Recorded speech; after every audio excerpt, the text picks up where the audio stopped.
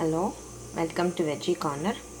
இன்றைக்கி ஒரு புது வெஜிடபிள் வச்சு ஒரு சாதம் பண்ண போகிறோம். இதுதான் நார்த்தங்காய், இங்கிலீஷில் சிட்ரான்னு சொல்லுவோம்.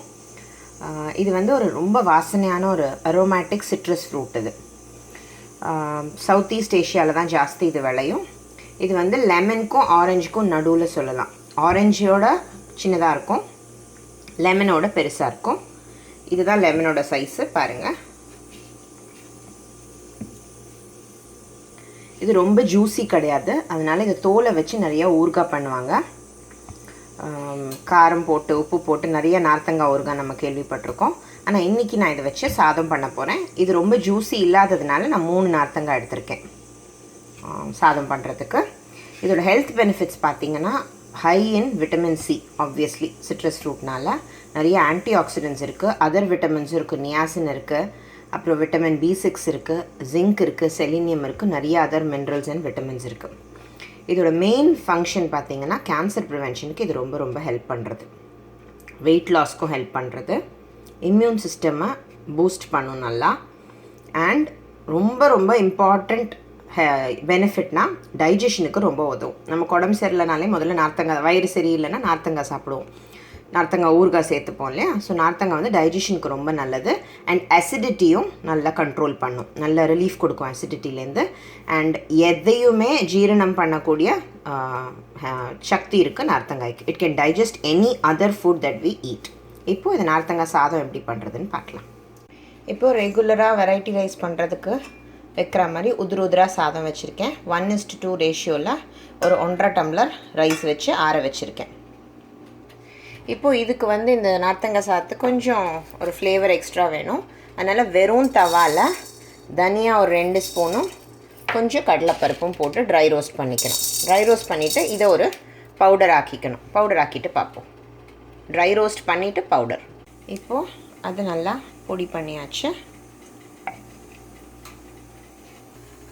இப்போது தவாவில் எண்ணெய் விட்டுருக்கேன், நல்லெண்ணெய். கடுகு 2 டீஸ்பூன் கடுகு வெடித்ததும் கடலைப்பருப்பு,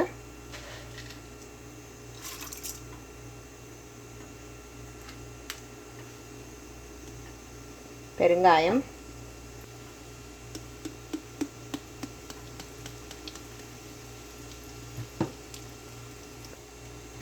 வேர்க்கடலை. இது ஆப்ஷனல், கிட்ஸ் லஞ்சுக்கு கொடுக்குறீங்கன்னா இதை அவாய்ட் பண்ணிடலாம். இப்போது மஞ்சள் பொடி.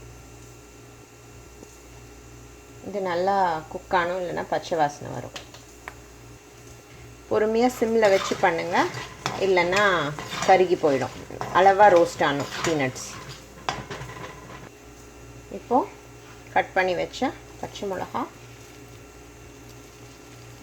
முதல்ல பச்சை மிளகா போட்டிங்கன்னா ரொம்ப ட்ரையாக, ரொம்ப ஃப்ரை ஆகிடும். அண்ட் கருவேப்பிலை.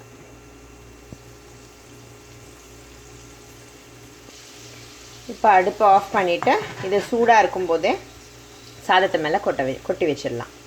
இப்போது ஆற வச்ச சாதத்துக்கு தேவையான உப்பு போட்டுட்டு நம்ம பொடி பண்ணி வச்சதை அது மேலே ஆட் பண்ணலாம். கடலைப்பருப்பு அண்ட் தனியா வறுத்து பொடிச்சது. இப்போ நம்ம பண்ண சீசனிங்கையும் இது மேலே ஆட் பண்ணிட்டேன். இது கொஞ்சம் ஆறினவுடனே மிக்ஸ் பண்ணிவிட்டு பார்க்கலாம். இப்போது அந்த மிக்சர் தாளித்ததெல்லாம் வச்சு நல்லா மிக்ஸ் பண்ணியாச்சு. இப்போது இங்கே நார்த்தங்காய் கட் பண்ணி வச்சுருக்கேன். கட் பண்ணி வச்சோடனே அவ்வளோ வாசனை, அது லெமன் மாதிரி இல்லை, நல்ல வாசனையாக இருக்குது. இதை இதில் புழிஞ்சிட்டு மிக்ஸ் பண்ணணும். சீடெல்லாம் எடுத்துகிட்டு புழிஞ்சிருங்க. நார்த்தங்காயும் சேர்த்து புழிஞ்சாச்சு. நார்த்தங்காய் சாதம் ரெடி. இது தொட்டுக்கிறதுக்கு பொட்டேட்டோ கறி நல்லாயிருக்கும், இல்லைன்னா ஏதாவது சுண்டல் பண்ணலாம், இல்லை எனி ஃப்ரை ஐட்டம் நல்லாயிருக்கும், வடாம் வத்தல் எல்லாம். ட்ரை பண்ணி பாருங்கள். ரொம்ப டேஸ்டி, ரொம்ப ஹெல்த்தி. தேங்க்யூ.